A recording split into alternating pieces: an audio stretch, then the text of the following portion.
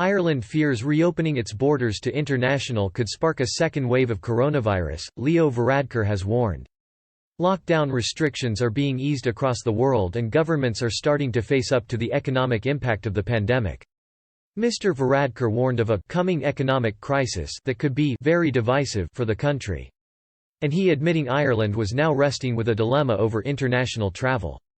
Mr. Varadkar, who has been relegated from Taoiseach Prime Minister of Ireland to Tánaiste Deputy Prime Minister following the creation of a new government, said, "The worry now is international travel.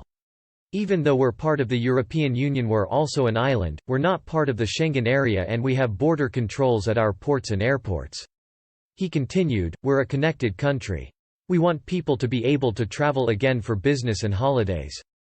But one real risk for us is that the virus could come back into the country from America, Britain, France, other places where it isn't under control the way it is here."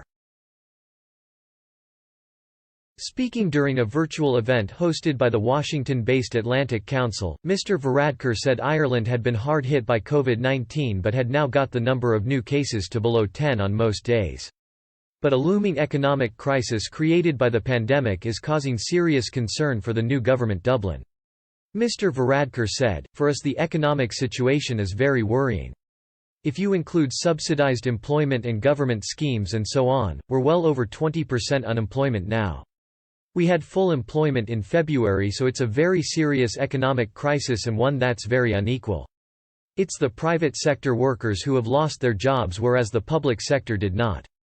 And maybe younger people and migrants in precarious employment lost their jobs, whereas people working for big companies, multinationals, in the professions, in the public service, have been largely unaffected financially.